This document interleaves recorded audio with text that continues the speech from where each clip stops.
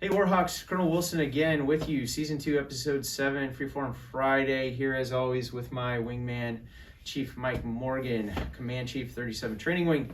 Hey, we are trying out a new mic this week. Hopefully it works better. We have heard your feedback that sometimes it's hard to hear us. So hopefully this works well for you. Hey, there's a lot going on out there right now.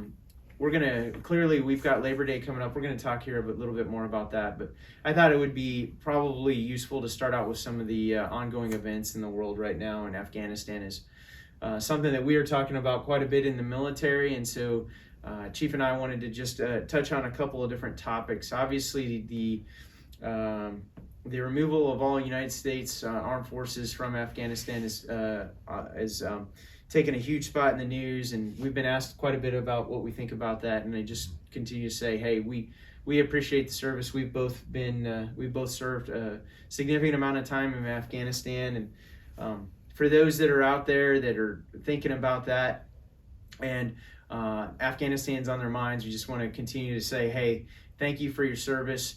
If you're struggling with anything, please make sure you're reaching out for help, whether that's a wingman, whether that's a chaplain, whether that's a mental health provider. We understand, we have, many of us left a lot of blood, sweat, and tears in that country.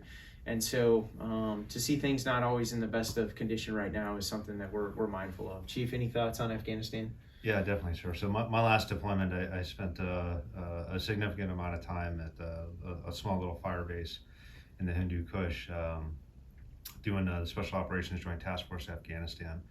And, it was working with the Afghan local police and getting them set up. So, when I think about everything that's going on there right now, our hearts and our thoughts are with not only our partners over there, but with the families who lost some loved ones this past week.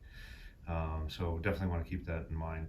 But when it comes to everything that's going on in Afghanistan, one of the things that I've talked with some of our teammates here in the wing about is really just trying to understand what we were asked to do. And the military, as you've heard me say, boss, is one of 4 instruments of national power: diplomatic, informational, military, and economic. We did the job that we were asked to do, and there's value in that.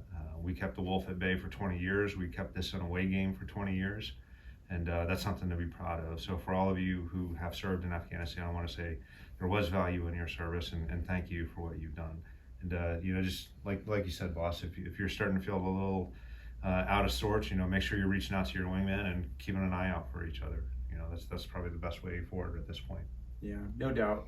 So, like Chief, I served in Afghanistan. I was on a provincial reconstruction team in Zabul Province, Afghanistan, for quite a while, and the relationships that I built with the Afghan people, our interpreters. I think a lot of people still have relationships from their time with interpreters, and just the experience of being over there and actually being able to help people. I was on a provincial reconstruction team, but I was also embedded on a civil affairs team, working on providing infrastructure and relief to some of those small outposts out there, the small villages that you don't usually think of when you think of Afghanistan, providing power, water, and those types of things. And so we just recognize that I think everybody would acknowledge they were better with us there.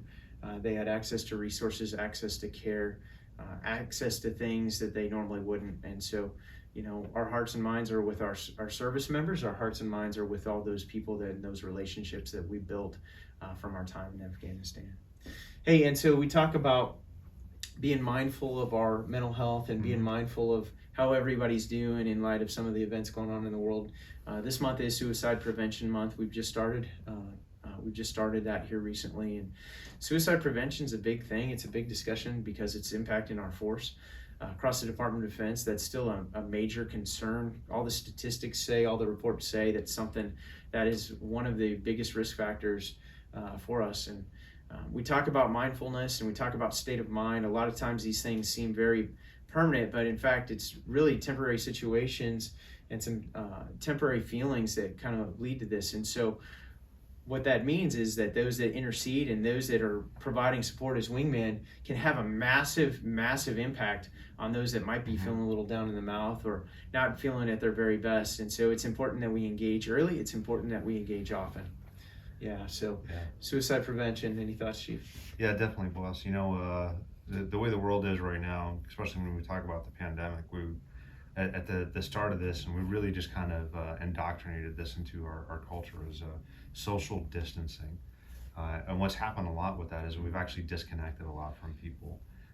And as not to make this about COVID, but as the variants come back up and cases start going back up, there's definitely a risk of disconnecting from your fellow human beings. So I just ask that, stay connected with each other. That's probably the best prevention, is just keeping an eye on each other, reaching out to each other, and just being a fellow human to each other. I mean, it's just be a good human. I mean, that's the best advice I can give, is be a good human. Treat people with compassion, with care. Definitely. Always. Along those lines, one of the things that's been really powerful is the We Care Day that has started here at Lackland. You might recall that Lieutenant Colonel Ray Van and his wife Jen Van were actually guests here on Freeform Friday to talk about We Care Day. That's coming up. It's actually been delayed. It was originally projected for the 10th of September. We've delayed it to the 17th of September.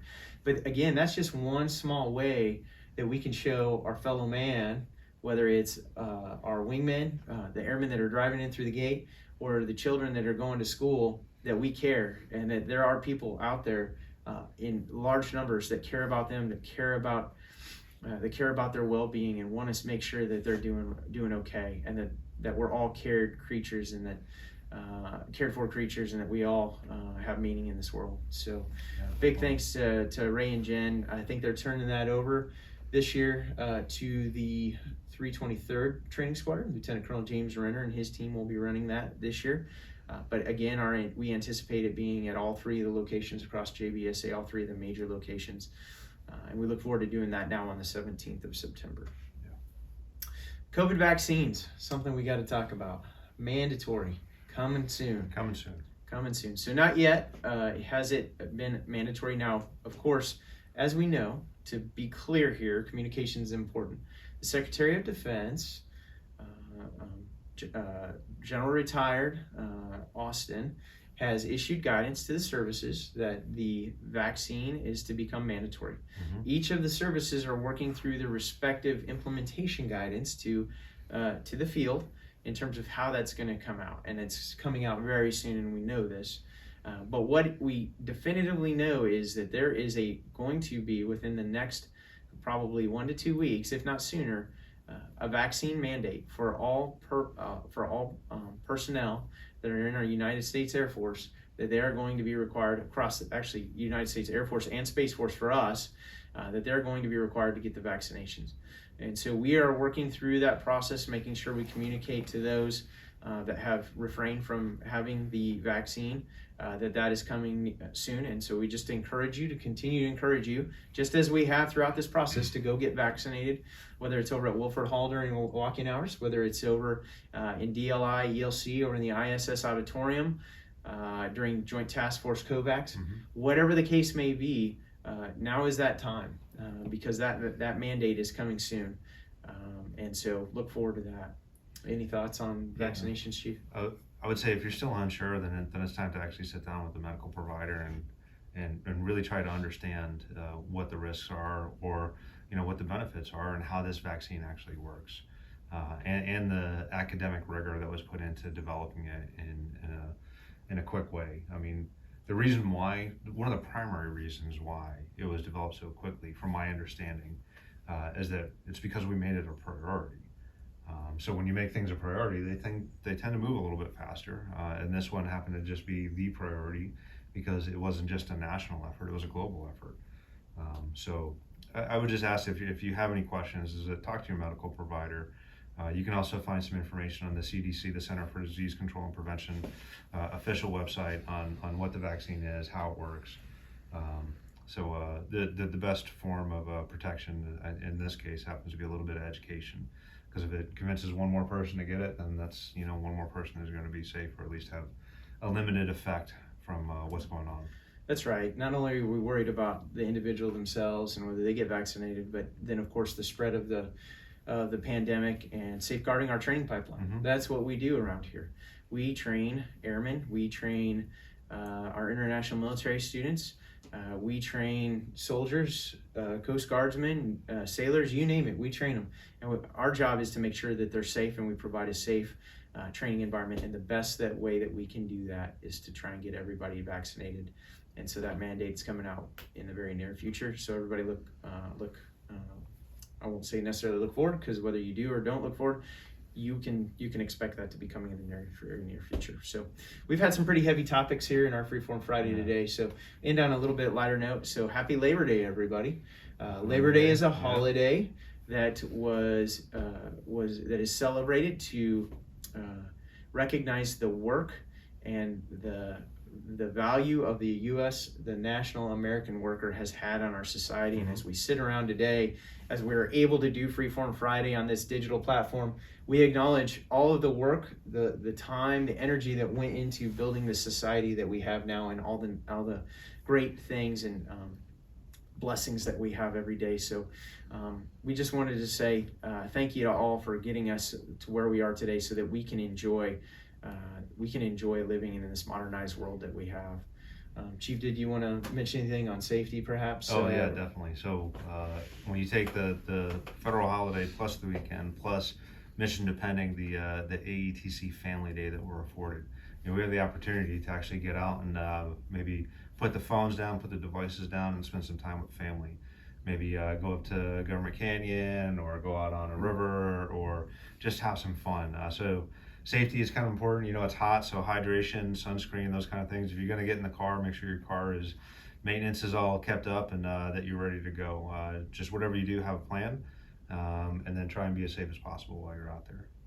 That's right. We have been running hard, and the world has been a busy place, and our military, our service members, and our civil servants here in our wing have been working incredibly hard. And so this 4-day weekend that we come up on for our military members, highly encourage a 4-day weekend for our civilian members, with the liberal leave applying and so forth, with the holiday coming up on Monday. We just wish everybody a happy, safe, and restful Labor Day. It's such a blessing to be here every day and serve with each of you, and we want to see y'all come back refreshed next Tuesday and eager to get after it again. So with that, happy Friday, everybody. Happy Labor Day weekend, and we will see you all soon. Warhawks train to win.